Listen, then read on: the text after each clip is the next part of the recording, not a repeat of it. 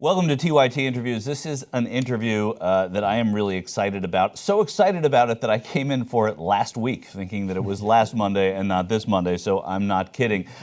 We are joined today by a great American thinker on an issue that is talked about everywhere we go and probably will be until everyone watching this is no longer breathing. It doesn't go away, but there are a few people that are as eloquent on this issue and as experienced and sort of have as wide a breadth of education on it as our guest today, Eric Dyson, a professor at Georgetown University, an ordained minister, and an author. And I say that in that order, but truthfully, you're an author and your ministerialness comes through the second you read the book. Because yes, sir. Yes, sir. Well, thank you for having me, first of all. But yeah, I'm an ordained minister, and I was writing this book, and I was trying to write it as an essay or as an analysis, and the analysis is plentiful in there, but the form itself was resistant to my intervention. So,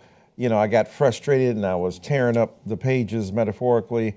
And then one night the inspiration came to me, go back to what you started with, which was preaching. Right. And I said, all right. And then gave it a shot, and it seemed to pour out. So that's the form it took. And I wanted to communicate a set of ideas that I think are at least worthy of consideration. And I wanted to do it in the form of a church service, more specifically as a sermon to white brothers and sisters. Well, I like the way you finished with that, because this is not the typical sermon that you probably have given over time. No, not at all. The audience is a tad different. And I'm not collecting any money. Right, there's no basket being passed. But, no doubt. But do buy the book, Tears We Cannot Stop, Eric Dyson, right? Please do, here it is. Okay. That's the basket. No, but you know what, Michael, let's talk about that, because at the beginning of each chapter, you address the readers as beloved. You use that word, beloved. Right. And you're not speaking to people you know. You're not speaking to people that hear your sermons every morning or went to divinity school with you. Right. Explain the use of that word. Well, I'm trying to establish a baseline of affection, of intimacy with my audience, seen as my congregation. I suppose televangelists who are preaching to the world don't have a physical sight of the people to whom they speak, and yet their address is to these people in the most intimate terms, even if it's millions of people around the country, much like we're speaking to today in potential numbers. So the reality is that I wanted to set a tone of affection, because there's some tough love in this book, and there's some challenge and demand. And I know that many white brothers and sisters are not used to hearing such frank and unvarnished talk. And I wanted to do so in a way that I was direct and honest and frank, and yet also understanding and empathetic. The very qualities I'm asking of them in return, I wanted to offer in order to get at some of these issues that are pretty tough to get at, and to invite them into a conversation with me, at least symbolically, about some of the most important and pressing issues in this country today. And you invited them in. Have they taken you up on the invitation? Have people come?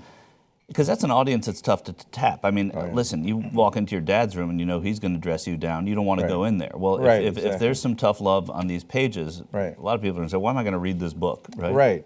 Well, fortunately it debuted at number 8 on the New York Times Bestseller list, so I hope that means a lot of white people, among many others, are taking to the lesson. But the New York Times is fake news, Michael. Yeah, sorry, that's what it is. I forgot. It's probably it's either number 1 or number 3,000. Yes, but whatever. I'll take the former, not the latter. Okay, you got it. So, I think that it's resonating. A lot of conversation has been generated, some of it predictable in terms of resentment about certain notions I have in the book, but those are taken out of context. And when people get a full breadth or get a sense of the full breadth of what I'm after, I think they're much more relieved and much more willing to engage me in a conversation.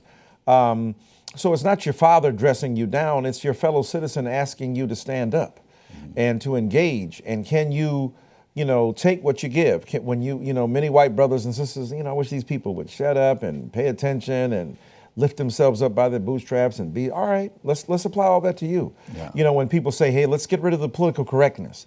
Oh, shall we? And usually what people mean by let's get rid of political correctness, they want to be able to continue in their ways without being challenged. Some of them bigoted, some of them prejudiced, some of them dyed in the wool and hidebound. And what I'm saying is that, well, let's see if we can get beyond the political correctness of not addressing whiteness. White brothers and sisters not being challenged. They can challenge. We hear, a lot of people of color, I don't think white brothers and sisters understand, have to look at stuff and hear stuff that is atrociously ill-informed. Fake news, white supremacy has been the ultimate fake news. The generation of statistics and worldviews and mythologies that are spun, and a web of deception that is generated, snaring people with its easy truths and its hurtful lies.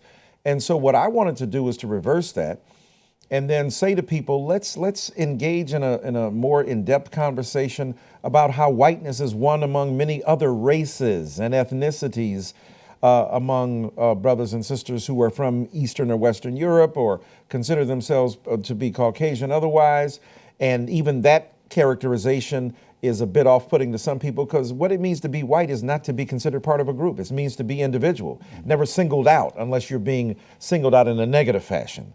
And the unconscious privilege that lends itself to is often not interrogated. So I know that there's some prickly and uncomfortable things and disconcerting things that are going to go on, but I try to couch it again in that beloved discourse, in the rhetoric of affection, so that people can say, you know what, I might, think it's tough love to begin with, but at least I'm willing to hear, because he's not chiding me and nasty to me, even though I'm giving some direct blows to some fallacies that I think are out there. And I'm asking white brothers and sisters to come out of the closet of racelessness. This netherworld of whiteness that is seen as, first it's invisible, then it's seen as neutral, then it's seen as natural, and then it's seen as human, and then it's seen as American. So when Colin Kaepernick takes a knee, that is an offense not simply to America, it's to whiteness. But it's unconscious whiteness. But that unconscious whiteness has been so tethered to Americanness that the only way to be American is the white way. And if you're not American the white way, you're in the wrong way. So I wanted to kind of disentangle that stuff and get people to think more critically about it. And first of all, the Colin Kaepernick thing, as a 49ers fan, I was always happy when he took a knee, because I didn't want him to go in the game, so he could stay on his knee the whole game. That would've been fun. Yeah, it helps to be a socially conscientious person if you win. That's right. If you're Tom Brady, oh yeah, of course. Well, you can make those kind of statements. Of course, I don't think we want to talk about Tom Brady. No, it's a Trumpian world. That's true. Let's talk about a few of the things you talked about. You said the word privilege. You address white privilege. How does a black American articulate what white privilege is? Because white people generally don't talk about it. Yeah, no, it's hard for white brothers and sisters to talk about it, to acknowledge it. You got people like Peggy McIntosh or Mab Segrist or Tim Wise and Ted Allen and a bunch of people associated with, white abolitionism, Dave Roediger and so on, who speak about it freely. But it's not a concept that's been widely spread or received well in white American circles, and for good reason, because then you got to acknowledge that you got some privileges that you don't want to acknowledge, and if you do, then you can't go around telling people, hey, I did it myself too, and I did it all alone, and you should do the way I did it. Well, if I don't have the same kind of privilege you have of either the perception that I'm part of a dominant white culture or even the skin, then it becomes very difficult for white brothers and sisters to understand. So for white folk, it's hard to talk about privilege. And those of us who have not been benefited by it, who are not advantaged by it, who have been victims of that privilege, because the accumulation of white privilege has often come at the expense of black and brown and red and yellow people. So that means that those of us who have been its victims can maybe see a bit more, a bit clearer, than those who have been its beneficiaries. Right. And so, a lot of white people come to me, hey, you're a rich professor from Georgetown, and I'm just some poor white guy. Hey, I get it, and I'm down with the class argument too. But what does that have to do with race? What does that have to do with taking away the acknowledgement that racism has played a role in the lives of people of color? And then even rich black people. Look, Jackie Robinson didn't get an exemption for being a famous guy from drinking at a white water fountain. The children of Joe Louis, who was then the heavyweight champion, didn't get an exemption from not going to white hotels. So I missed that part where, if you were rich and black, You got treated just like white people. Didn't get that moment in American history. So the point is that even when people had means, they were still subject to a ruthless apartheid regime that denied them legitimacy in certain ways, even if as they compensated for it in terms of their wealth and so on. But secondly, one of the greatest privileges to be white is to encounter a police person and live to tell about it. You ain't got to have a bunch of money, no cash in the bank, and no stocks and bonds. You just have to possess an inheritance. And I'm not saying there are no white people who have problems with police. There are millions. But the point is the disproportionate concentration in communities of color of these sorts of issues, and the way in which there's a demonization or a stigma associated with them, or the way in which the ruinous reach of stereotype exists, means that there's a difference. And I think it's, many white people are loath to acknowledge that. Or, when I've spoken about any narrow notion of reparations, just a general one. Well, my people died in the, Civil War and they were white slave owners. Yeah. I mean, all of this denial, Right. all of this tender-heartedness and thin-skinnedness, and I'm sorry, what people call white tears, the kind of fragility and vulnerability. We have to be very careful. Obama did this for 8 years, and look what we got. Obama refused to tell white America the truth. He couldn't. And people, well, how dare you say that? Now, it is true that he believed. Look at what happened when he said that Trayvon Martin could have been his son. Right. Perfect example of that. When he did do something that was bold, rhetorically bold. He paid for it. He paid for it. But that's not his problem. That's white America's inability to listen. But they never interpret that way. We are so precious and fragile. We can't even hear a man say, who's black? Right. That a guy who died, who's black, because he looks like him, could have been his son.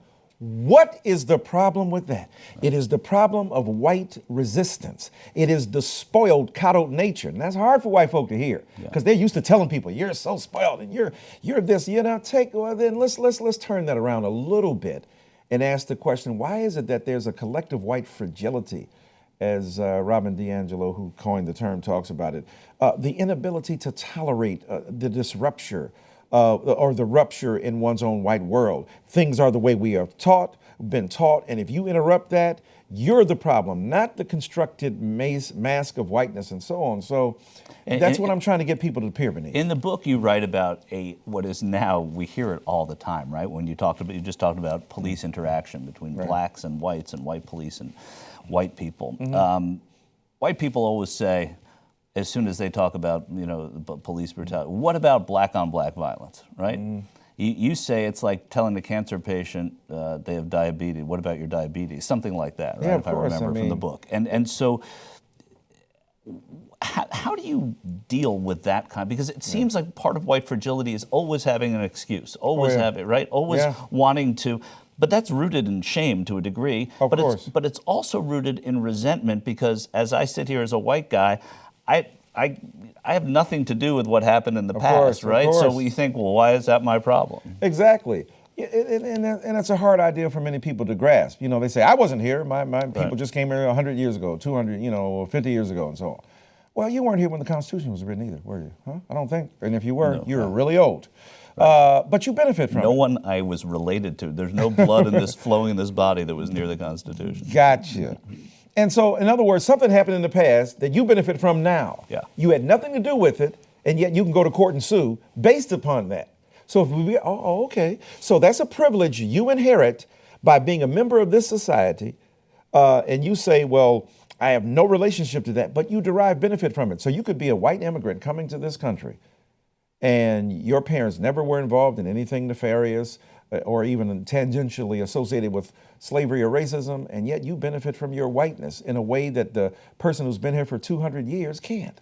Can't get a loan, can't get an association with a bank, can't get the kind of financial support, can't buy a house, get evicted more quickly than anybody else, get expelled from school more than anybody else, disproportionately concentrated in prison, and on and on and on, in a way that those who even are not responsible for that directly benefit from the labor, the free, uncompensated labor of black people that built the country, and the extraordinary forms of discrimination that persist that give one people a chance to get a leg up while another group don't have it. And that makes sense, and that's what this book really tries to address. It's an admonition as well as setting forth a lot of examples. But as the way that we sort of digest privilege, right? Mm-hmm. I don't walk around feeling privileged. Of course not. I look at somebody who's got a private jet. I say they're Right. privileged to have that private Right. jet. I had great brand new textbooks when I went to school as a little kid. Yeah. I didn't think that was such a privilege. I hated them, right? Right, of course. So I don't know that there are lousy textbooks going to schools and on Yes. desks in Baltimore and in Jackson, Mississippi. point. So how do you, Mm-hmm. doing what you do, get people to understand what privilege is? Well, people who are smart and articulate like you, who are white, can challenge it. I mean, because you're going to challenge it more effectively than me. I'm a gadfly. They see me, whatever. But then later on, well, you think you had a point? Yeah, George, I think, look. So I don't mind. I don't have to get the credit, Right. I'm a preacher. Paul Right. says one person plants the seed, another person, waters it, and God takes care of how it flowers. I'm out here, I'm a seed thrower, and I'm throwing seed, and I'm trying to see what ground it lands on. So some people will get it and some people won't get it. But when you press people a little bit to think about it, that's right. I didn't think I had privilege, but I did have a first run. I did have first-hand school books. We do have a $60-70 million school out in the suburbs, and these people in the inner city can't even get running water. Toilets are horrible. No heat in the winter. Yeah, I guess. Well, okay, that's true. And then, the textbooks still say that Richard Nixon is the president. Oh, yeah, that could jack up your education, despite the fact that the textbook makers in Texas are trying to tell us that slavery was just, it's a pretty bad thing. But there was no intervening process, and now we have overcome. In other words, this historical manipulation of amnesia. Gore Vidal said we live in the United States of amnesia, and I think many of us still live there. So it's uncomfortable when you get unseated from this, when you get unhoused in the most fundamental sense of what education might mean in an era, in a Greek philosophical concept. So there's a disconcerted feeling. There's a discomfort. But Carl Gustav Jung said there's no true birth of consciousness without pain. So it hurts a little bit. And my job is to introduce those ideas as greatly resisted as they are, but to do so with passion, with love, with compassion, hopefully with eloquence, because I got to bring every weapon I have in the arsenal to just survive long enough to tell my truth. And by the way, for white folk who say, who always do, yeah, it's you're killing each. How many people? It's like 5 people who are killed, who are unarmed by the police compared to all the black people who are murdered. All the time, too, right? Yeah. And then you go a couple things. You go, well, that's true. Okay, let's be real. All right, you got me on that one. But because 93% of black people who are killed by black people. But usually when those people are caught, they're going to go to jail, right? Number 2, that's number 1. Number 2, they don't have a badge and a gun. When you have a badge and a gun, you have a higher standard, because now the imprimatur of the state, the legitimacy of the state stands behind you. And when you make a killing, it's usually not going to be held, you're not going to be held accountable. And what many white brothers and sisters don't understand is that when you got folk who are vigilantes, basically in a uniform, with a badge and a gun, with a billy club or a taser, oops, I thought I was tasing you and I shot you. My bad. Okay, I get off, thanks. Or I shoot you, fill your back full of lead 8 times. Most white brothers, are you kidding? Now the average white person on film, by the way, not just on film. But also this. Okay, let's take that argument that the majority of people who are killed by people of their kind. That's true for white folk too. 93% of black people who are killed by black people, but 83% or 84% of white people who are killed by white people. Where's the white on white crime outcry? Mm-hmm. Where's the people on TV? Oh my God, the white family is going to hell in a handbasket. We are just murking each other. We are just wiping each other out. And let's take it even further to piss off white America. And I love you. What about the fact, okay, how many people have died from terror in the last 10 years since 9/11? 100? Tops, right? The hell you complaining about?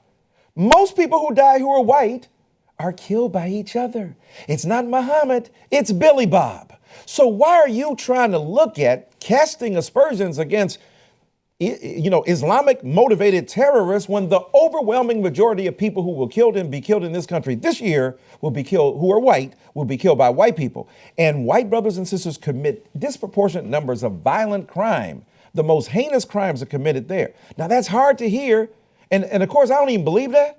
But by your logic, apply it then to, why are we tripping when most of the people who are killed by homegrown, quote, terrorists. But they can't hear that because, of course, they have a legitimate reason to be concerned about geopolitics, international borders, the assault upon our national, right, because you got a more nuanced, complicated understanding, except when it comes to us, you don't have that same nuance, complicated understanding. Maybe people kill where they live. If you want integrated killing, you have integrated communities. That was Dr. King's dream. I have a dream one day black and white people will be able to kill each other in a community that is fully integrated. Yeah, I was going to ask you about that. I mean, so why do we even keep statistics like that, right? Why should, in the echoing the sort of the theme of King, why do we even keep black and white statistics? We're just all, I mean, that's idealistic, I understand, and there's criminologists and there are reasons for it because we wouldn't know how disproportionately incarcerated the black community is. Right. But by the same token, are we doing ourselves a disservice by keeping those statistics? Well,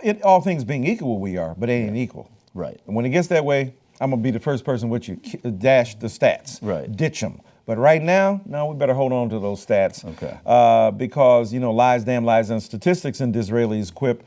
But the reality is that people then would be remiss not to hold on to those numbers to do the very thing you're talking about. How many people are in prison who are black? Right. Well, of course, versus there those are who are reasons white. to use them. So there are reasons to use them, but a lot of people misuse them, and they try to stack them up and deploy them against each other, against people of color. And that's why, again, let me make it clear. I was not saying that we should not be concerned about terror, and I'm not dismissing that, but I'm saying by the logic that people use, many white brothers and sisters, that's the kind of conclusion we would draw. And that shows you just how vapid and vacuous and narrow the thinking is on this issue. And this was one, again, I'm asking, and I know it causes resentment. I know when white brothers and sisters hear some of the stuff I say, even among liberals, the blood begins to crawl. Because a lot of people think, oh, is he talking to the white folk who voted for Trump? No, I'm also talking to white liberals. I'm talking to people who think they got it together. Oh, those people over there, of course they don't get it. Those people who voted for Trump, yeah, I ain't just talking to them.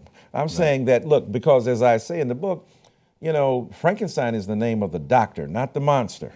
That means that the monster was created, but it was created out of a system, out of a set of principles and practices and behaviors and outlooks and beliefs and mentalities and an environment that propagated the species of whiteness and white vulnerability and white power and white supremacy. And so I'm trying to challenge that at its heart.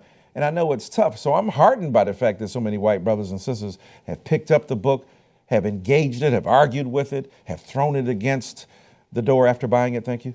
And then, or try to say, you know what? A lot of white people, tell me, thank you for writing it. I had a woman come up to me, I was at the Carter Center in Atlanta, and she said, thanks for trusting us enough to tell the truth. That's a nice thing to hear. It was beautiful, man. Because I hear a lot of other negative things. I'm sure you do, but that's the risk you take when you write a book like this. It's Tears We Cannot Stop. Michael Eric Dyson, I want to ask you, going out on the road with this book, writing this book, what were you most wrong about white America that you've learned now since or during the travels with the book? Maybe my trepidation or fear that they might not be able to absorb the message and might en masse resist it. There's been a lot of encouragement of white brothers and sisters to say, let's grab it, let's deal with it. Yeah, it's tough. The wonderful review in the New York Times that acknowledged that some people might think, oh my God, this is what he's doing, and close it. He said, don't do it, and I'm glad he did. And I'm glad that there are many more white people like the reviewer, Professor Brooks there at Drew, who actually engaged this book, read it thoroughly, talked about its central message. And there are millions of other white people, I suspect and think, who are much more willing to engage this than perhaps I believed was possible in this day and age, especially with the recrudescent racism that we are confronting and the resurgence of an animus that we haven't seen in the last 50 years, betokened by the ascent to the White House of Donald Trump. You spend 16 pages in the book writing about the word nigger. Why did you think that was essential, and why does this audience that you're aiming to need to hear that? Well, because they use it, number one. Or they hear it used. I mean, I'm not saying the people I'm writing to use it, but they have people in their family, people that they know still say it, and we're supposed to believe like, oh no, you don't do it. Yeah, you do. And you hear it, you could associate yourselves with Black Lives Matter and then go home for Thanksgiving and hear Granny breaking it off, or your uncle, or your unenlightened cousin, or your hick, sweetheart that you used to have 20 years ago. Well, don't demonize and cast aspersions against those people, the poor white trash, because this stuff metastasizes. People use it in all quarters, even enlightened, sophisticated white quarters. And so I wanted to have at what that meant, the difference between nigger, which is a white supremacist discourse and rhetoric aimed at the vulnerable bodies of black people and said in association with heinous acts of murder, of castration, of lynching, that were representative of the worst of white humanity and the denial of the legitimacy of black humanity. That's why Black Lives Matter is so important and deeply rooted in American society. So I wanted to talk about that and the ways in which black people have attempted to hijack that term, in nigga, and using it in ways that would spread it as a source of endearment. And many white people are upset that they can't say the term, and they shouldn't be able to say the term. That's one black privilege that black people ought to have, is that white brothers and sisters can't go around like, Chris Rock had a little funny bit on, I think it was on Oprah, when he was like, people who run the world make all this money and rich corporations, people say, if I could just use that word, my life would be fulfilled. No, you invented the word. We took the word. We try to do something different with it now, but you can't use it because you should rightfully be shamed and stigmatized for deploying that term. I mean, I was the only thing I was thinking about driving over here, aside from how much I lost on the Super Bowl, was am I going to use that word when I talk about it, because you wrote about it. And well, in context. You're using it in context. Well, of course, but even still, there's a fear of this word. It's the ugliest word in our language. Yeah, well, there ought to be that pressure and there ought to be that trepidation. I'm glad you experienced it, and it's a good thing in the sense of the same way that when I'm talking about women and the B word, and I'm with women all the time, like, did you hear that B? Now, I can't jump in and go, yeah, that B. No. That's not my privilege. Or inside outside group, and the names that people call each other, or gay, lesbian, gay people calling each other the F word and so on. That's their privilege, not mine. And none of those are comparable, however, to the heinous association of blackness with that word nigger. But the reality is that in the context in which we're talking about it, of course, we have to engage it, but it is extremely important to understand what that history has been and to attempt to wipe it away. It is interesting to me that white brothers and sisters who are addicted to history when it comes to Thomas Jefferson or Abraham Lincoln, how many more books do we need on these? It's like 100 a year, 50, 150, 200 books, and it's great. But boy, if you talk about, can we get over it? Let's like 5 books on it, that's all. I mean, this is like, comparatively speaking, we have no books on these issues, and you ain't read none of them. But you want to get over that history. Isn't that interesting? So you can't get enough of reenacting the Civil War. Can't get enough of the founding fathers and mothers and brothers and sisters. But boy, if we talk about, can we deal with the history of enslavement? You people are obsessed with the past. So it is an interesting contradiction there. And it's one that we have to contend with, and I talk about it in the book as well. You do, yeah. A couple more things, and we'll let you go. I'm going to read to you something you wrote in your book, if you remember this. It's about black humanity. It says, like it or not, black humanity has been and continues to be the only salvation white American humanity has. Democracy might well be a wounded bird incapable of flight without the poultice of black forgiveness pressed to its wings. I mean, that's beautifully put. This is a sermon. But talk about that. Talk about, because it really addresses the togetherness in a book that talks about differences. Yes, that's a beautiful point. The way you made it, I have to remember that. Yeah, it is. It is, often stinging for us to think that the people we thought we were better than, we can't make it without them. Actually, you just said it better. No, it's you said it beautifully, and it is us together that the people who have been so harmed and so seen as vulnerable and seen as inferior offer something even more important.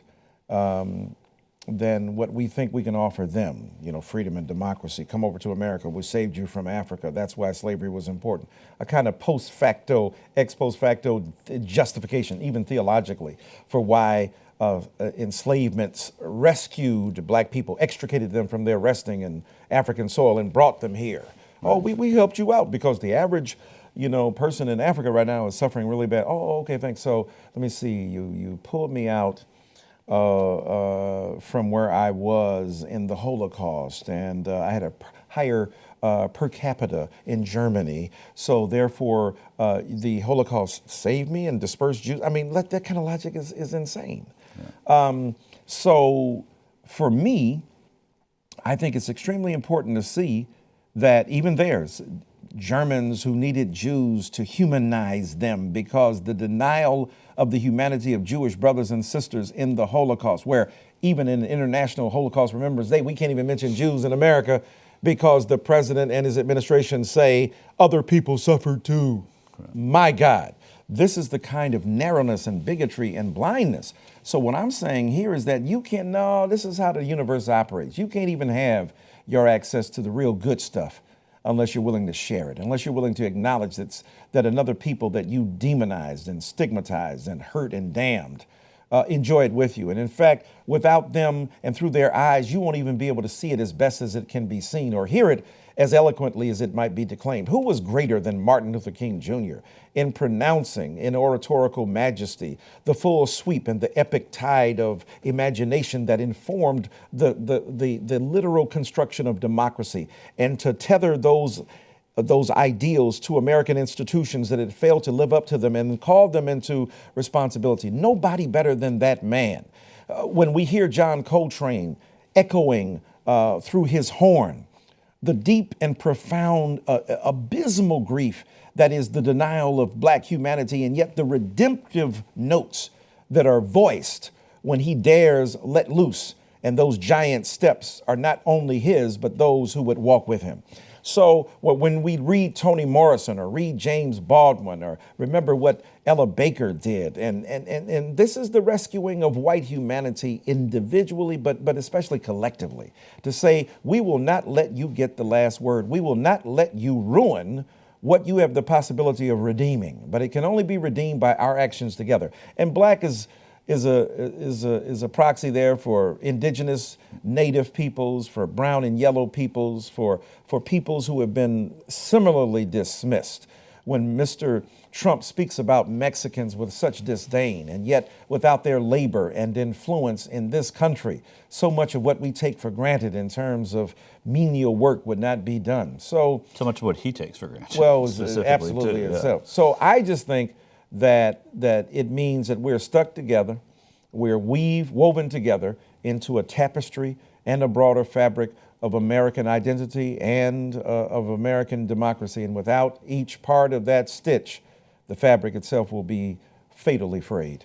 And I think, you know, I could sit here all day, but I think you just finished on I think what should be for this book an amen, right? I mean, it's a sermon. It's Tears We Cannot Stop, a sermon to white America, Michael Eric Dyson. And it's available at your independent bookstores everywhere. You don't have to go online to get. You can go online to independent bookstores and buy this. That's the cool thing about it. And you can go into your neighborhood bookstore and buy this book. Do you preach in the shower? I preach in the shower, right where I sing. But fortunately, I also preach in a lot of good churches, and I'm on, you know, kind of a tour here, not only a book tour, but going to churches and preaching and talking and trying to expose and express these ideas. All right. Well, good. Come back to the 2x2 whenever you're in town. Thank you, my friend. I appreciate it. Thanks a lot. All right, my man. Good to meet you. Yeah, you too.